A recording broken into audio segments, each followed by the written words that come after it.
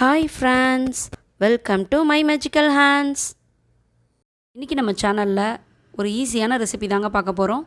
அதாவது 10 நிமிஷத்தில் ரெடியாகிற hotel style தக்காளி சட்னி எப்படி செய்கிறதுன்றது தான் பார்க்க போகிறோம்.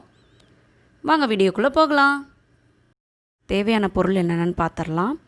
வெங்காயம் க்யூபாக கட் பண்ணி அளந்திருக்கேன், 1 கப் எடுத்திருக்கேன். தக்காளி 1.5 கப்பு. புளிப்பு அதிகமாக இருக்குன்னா நீங்கள் ஒரு 1/4 கப் கம்மியாக சேர்த்துக்கோங்க. நான் 1.5 கப் எடுத்திருக்கேன். எண்ணெய் 1 டேபிள் ஸ்பூன், உப்பு தேவையான அளவு, தனியா பொடி 1 டீஸ்பூன், 1 டேபிள் ஸ்பூன் உளுந்தம்பருப்பு, 1 டேபிள் ஸ்பூன் கடலைப்பருப்பு, கொஞ்சம் கருவேப்பிலை, 10 பல் பூண்டு எடுத்துக்கோங்க. 5லேருந்து 6 மிளகாய் எடுத்திருக்கேன். நீங்கள் காரத்துக்கு ஏற்ற மாதிரி எடுத்துக்கோங்க. தாளிக்கிறதுக்கு 1/4 டீஸ்பூன் கடுகு, 1/4 டீஸ்பூன் உளுந்தம்பருப்பு, கொஞ்சம் கருவேப்பிலை, 1/4 டீஸ்பூன் பெருங்காயம் எடுத்துக்கோங்க. ஃபஸ்ட்டு ஒரு கடாய் அடுப்பில் வச்சு சூடான உடனே அதில் எண்ணெய் சேர்த்துக்கலாம். அடுத்து அந்த எண்ணெய் சூடான உடனே நம்ம எடுத்து வச்சுருக்க உளுந்தம்பருப்பு, கடலைப்பருப்பு, பூண்டு இது எல்லாத்தையும் சேர்த்துக்கலாம். அதை சேர்த்து கொஞ்சம் வதக்குங்க. அந்த பூண்டு கலர் மாற ஆரம்பிக்கும் போது கருவேப்பிலையும் காஞ்ச மிளகாவையும் சேர்த்துக்கலாம்.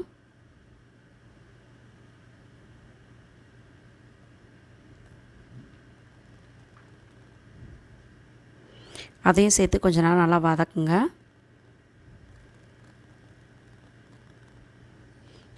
அடுத்து அது நல்லா வறுபட்ட உடனே நம்ம எடுத்து வச்சுருக்க வெங்காயத்தை சேர்த்துக்கலாம். வெங்காயத்தை சேர்த்து கொஞ்ச நேரம் நல்லா வதக்கணும். வெங்காயம் வதங்கின உடனே நம்ம எடுத்து வச்சுருக்க தக்காளியை சேர்த்து வதக்கிக்கலாம். தக்காளியை போட்டு கொஞ்சம் நேரத்துலையே கொஞ்சம் உப்பு சேர்த்துடலாம். அப்போ தான் தக்காளியும் வெங்காயமும் சீக்கிரமாக வதங்கும். உப்பை சேர்த்து கொஞ்சம் நேரம் நல்லா வதக்கலாம். அடுத்து நம்ம எடுத்து வச்சுருக்க அந்த தனியா பொடியை சேர்த்துடலாம்.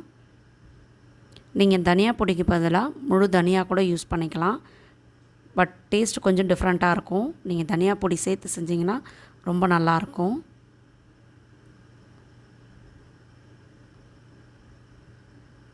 இப்போ இது எல்லாத்தையும் நல்லா வதக்கிக்கலாம். தக்காளி நல்லா மசியணும். அந்த ஸ்டேஜ் வரைக்கும் நல்லா வதக்கிக்கோங்க. இப்போ பாருங்கள், நல்லா வதங்கிருச்சு. இந்த ஸ்டேஜில் அடுப்பை ஆஃப் பண்ணிடலாம். இது நல்லா ஆறின உடனே ஒரு மிக்ஸி ஜாரில் சேர்த்து அரைச்சி எடுத்துக்கலாம். இப்போ பாருங்கள், அதெல்லாம் ஆறின உடனே நல்லா நைஸாக அரைச்சி எடுத்தாச்சு. இப்போ இதுக்கு தாளிச்சிக்கலாம்.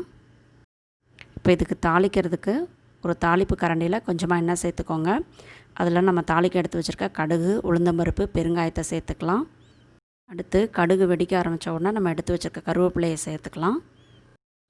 நம்ம தாளித்ததை அந்த சட்னியில் சேர்த்து நல்லா மிக்ஸ் பண்ணிக்கலாம். நம்மளோட ஹோட்டல் ஸ்டைல் தக்காளி சட்னி ஈஸியாக ரெடி ஆயிடுச்சு பாருங்கள். இந்த வீடியோ உங்கள் எல்லாருக்கும் பிடிச்சிருக்குன்னு நினைக்கிறேன். இந்த வீடியோ பிடிச்சிருந்தா இந்த வீடியோவை லைக் பண்ணுங்கள், ஷேர் பண்ணுங்கள், மை மேஜிக்கல் ஹேண்ட்ஸை சப்ஸ்கிரைப் பண்ணுங்கள். பக்கத்தில் இருக்க பெல் ஐக்கானையும் அழுத்திடுங்க. ஆரோக்கிய உணவு, ஆனந்த வாழ்வு. பாய் பாய்.